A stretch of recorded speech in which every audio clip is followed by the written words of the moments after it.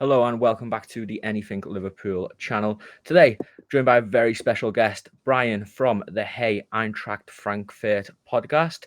How are we doing today, Brian? Thank you very much for joining us.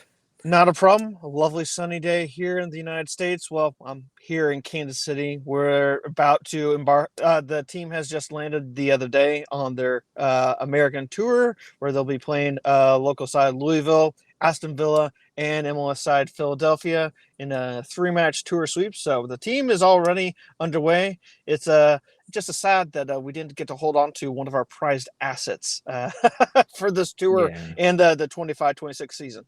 So, but happy to kick the ball around with you.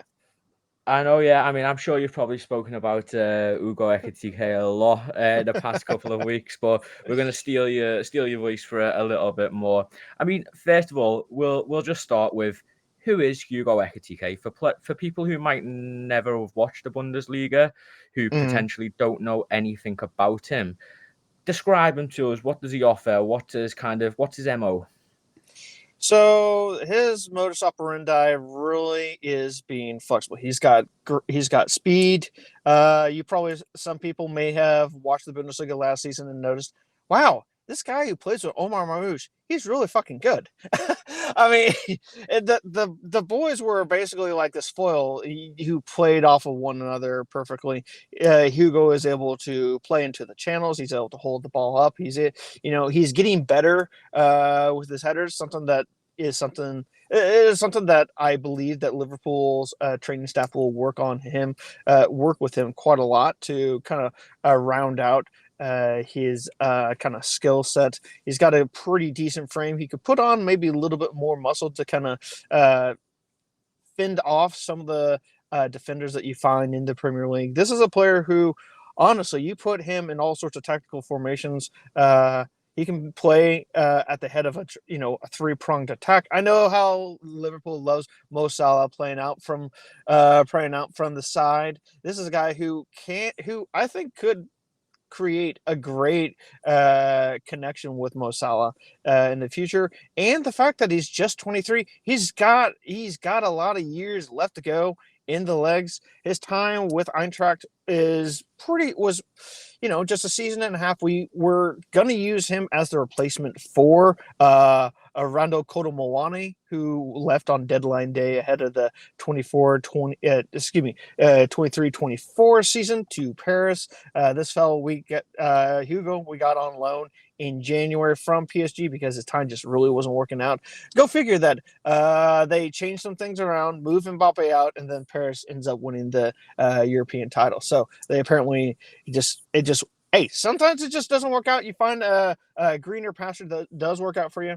He's a guy who you give him a little bit of guidance. You give him the right kind of assets, fellow players to play with him, and you've got a wonderful player that will be very pleasing on the eye. And more than a handful of times, you'll have those folks in the corporate seats of Anfield get off their butts because they'll see him do something special. Yeah, I mean, from kind of what I know of him, I briefly watched a bit of Bundesliga last season. Obviously, highlight. I mean, anyone looks good in highlight, but right. from the kind of the main clips, he seems extremely technical for such a tall person. Is somewhat from kind of, again, clips. So take it with a pinch of salt. It looks like he can drop in deep, pick the ball up, beat a man, and then kind of release wingers. Which for when you've got Mohamed Salah in front of you, you're gonna have Florian Wirtz bombing past you. It's for a player of his kind of skill set.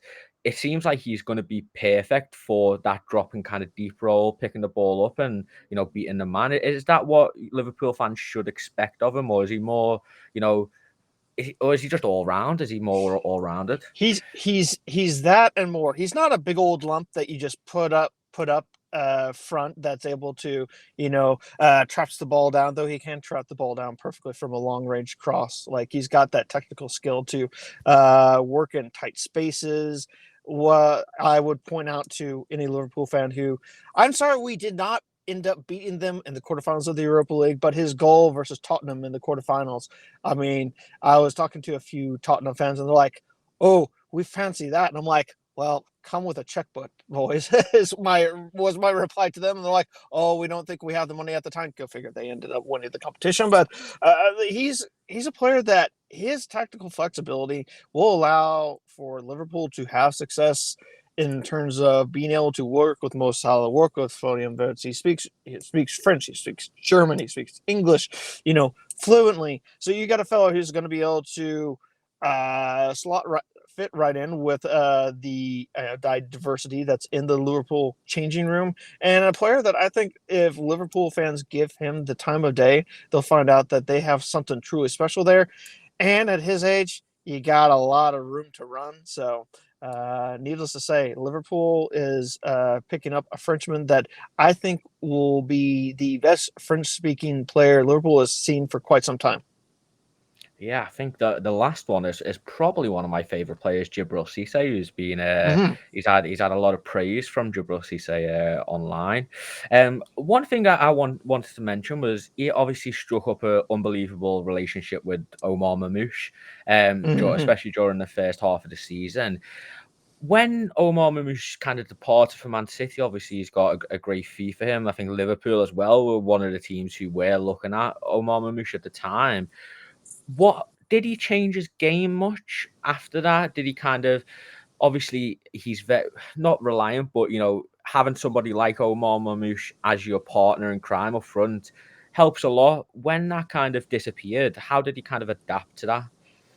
So it was kind of interesting the way that we did it out. So we kind of changed up the way we were front loading our attack. So we started using more of a wingback kind of role coming out from the left that he was able to utilize this lovely youngster German American who's yet to decide on his future, Nathaniel Brown. He started being able to work with him pretty doggone good. Ansgar Knauf on the right. So he moved into more of a central role. He also had a certain well-known German international and Mario Götze behind him. So being able to unlock, the perfect type of pass to get him the kind of space that he needed to be able to pop in a few more goals. If you look at his spring and fall numbers, they're pretty comparable in terms of he was able to score out on his own. He was able to provide also, he's got really good vision, so he was able to provide quite a few assists. That's why Marmouche was so prolific when it did come down to scoring the goals.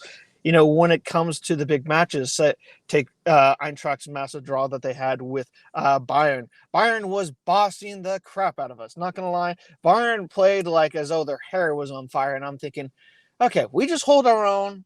We can make it. We can make good. And every single time that Eintracht went out into the attack, whether it be Hugo or Marmouche, guess what?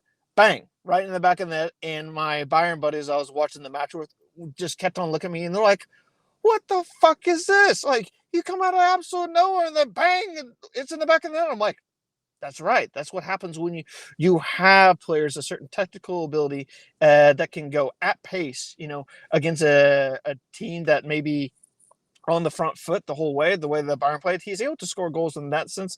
He can. One thing that I think needs to be worked on is, because Liverpool is a team that really will have the teams on the back foot. Your Bournemouth, your Crystal Palaces, your promoted sides will all kind of be trying to be very defensive when it does come to facing Liverpool. You give him, if he can find space, he can make something happen. His partnership with Marmouche, when we did come up against teams like that, if you presented him with enough opportunities, he was able to be successful, but it was more of him trying to work out how best to open up this can that we then need to pop in the goals. And, Eintracht was able to end up finishing in third in the Bundesliga, a position that Eintracht had not done since the early to mid 90s.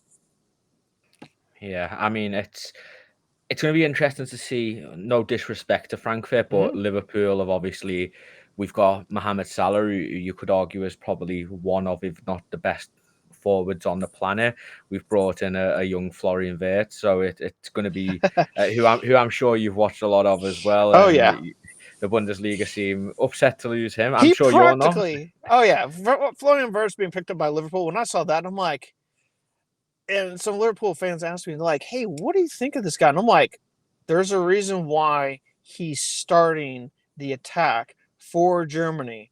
And if you slot him in any other international side or any other top end club side in the world, he is a starter. He is a man who puts the team together. So Hugo knows Florian quite well, and that I think that they can together create a great sort of chemistry that Liverpool is looking for. Because you know what, one of the things that Liverpool's been able to do by being a high end performer is you got to constantly kind of replenish that team because, hey, guess what?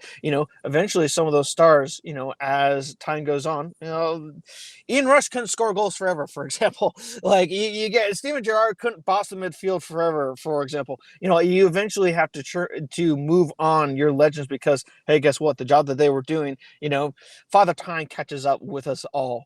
And these two additions that Liverpool does have, we're talking like this is the kind of stuff that will continue to maintain Liverpool, in my opinion, at the creme de la creme of the Premier League. We're talking, nigh on impossible to push out of your top three within England, which I do believe that with the kind of players that are available, that I guess you could say is like Manchester City, that is, and Arsenal and Liverpool, to me, are the kind of three front runners coming out of England, whilst everyone else is just kind of trying to play catch up. This is what Liverpool has done, which is really smart recruitment, considering that you guys didn't like make a move last season. Arne Slot was unable to be like, no, let's just focus on the squad ethos that we have. And sometimes you realize that ethos, the atmosphere of the changing room really is able to beat out, spending £5 billion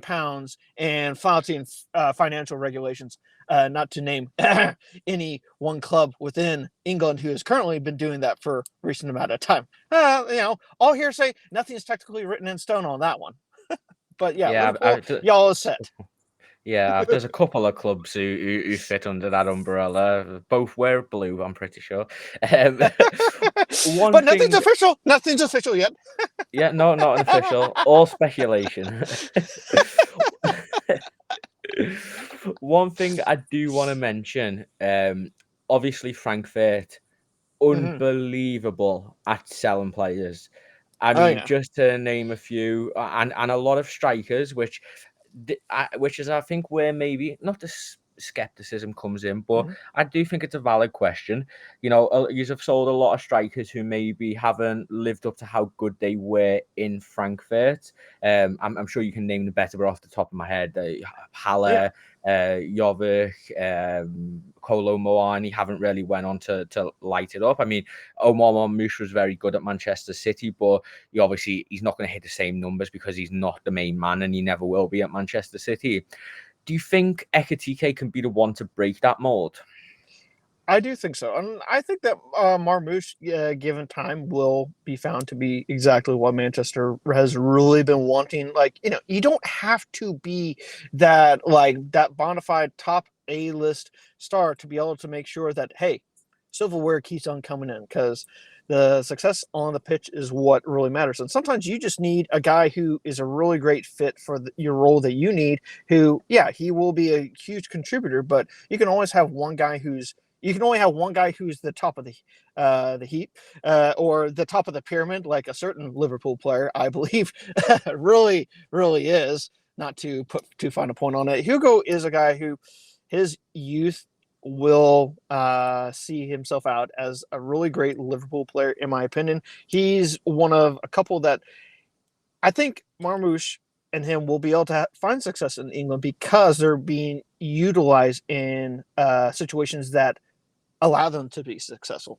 Haller went to West Ham United, and West Ham United just thought, all right, you're a big old man. We're just going to throw you up top and just see how you do.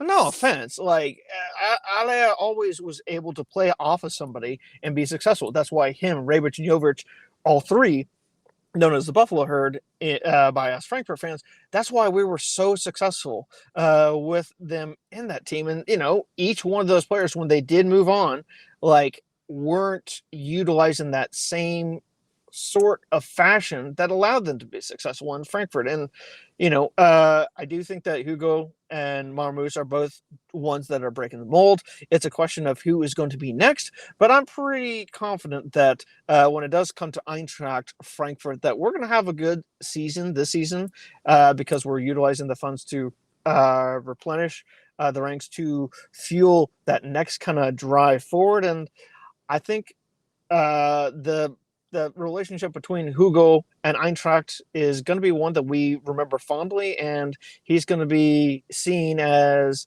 a great star who did go on to succeed in England. It's just a matter of us sitting down and watching it all play out.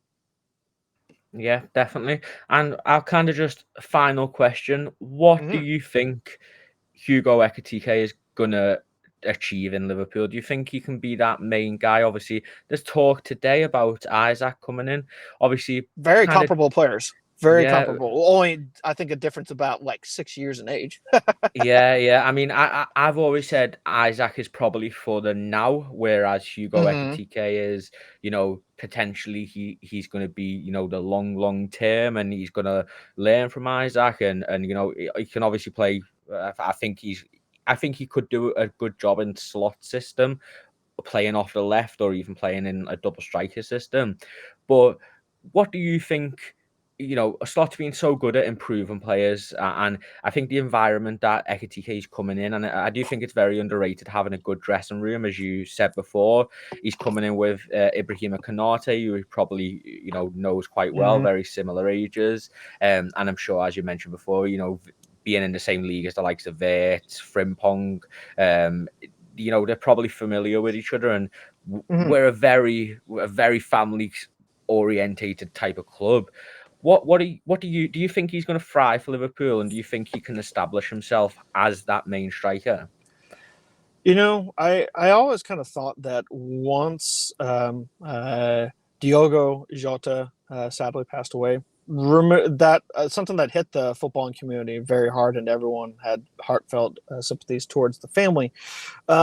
When I saw that had happened, I thought to myself, well, after I kind of let things kind of soak in, I realized Liverpool is going to be some who was lightly linked to Hugo. I'm like, this is a guy who's going to be Liverpool is going to be a bigger buyer than ever before, and Hugo is the kind of investment that Fenway Sports Group, the owners, I say the owners, the caretakers. That's what they really are. They're caretakers of the club that was taken care of by some rather nasty sort of other Americans beforehand, and then I think some English lord even before that. But anyways, get into the weeds there.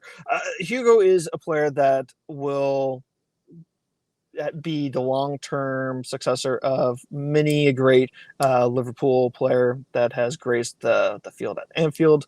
He's just a guy he's going to put his head down and work hard.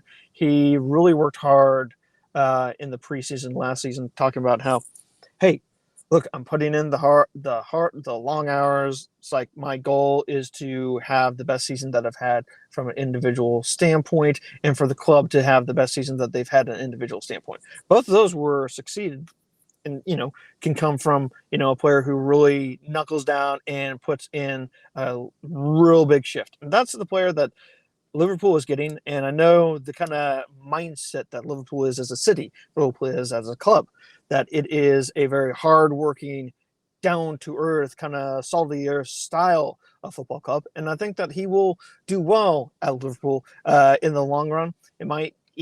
I'm sure that Arneslot has got all sorts of plans in terms of how to implement it, and it's just a question of wait and see, and how sort of like how you're a gardener or anything. You tend to the plant to see the bloom later down the line, and that's I think a good analogy that you can use with Hugo Ekitike.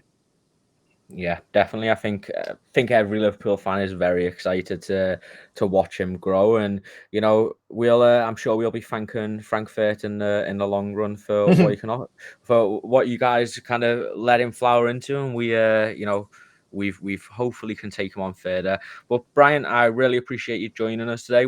If people are interested in where to find you, if they're looking to get into German football, where's the best place to find you on socials? All right, so search for any platform that you use for finding your podcast. It's Hey Eintracht Frankfurt. We're on YouTube. We're on Blue Sky. We're on X, formerly known as Twitter. We're also on Instagram. So just search Hey Eintracht Frankfurt or HEF Pod, and you'll be able to pull us up. And we talk about Eintracht from the men's side. We also talk about the women's side, and we also love to talk about what beer or beverage we are drinking at the time. So if you're looking for just good beer recommendations from here, there, and everywhere across the globe, well, we're actually a pretty good stop for that. Definitely, and all that will be in the description if you are watching on YouTube. But yeah, thank you again for joining, Brian. But I've been Charlie. This has been the Anything Liverpool YouTube channel, and thank you.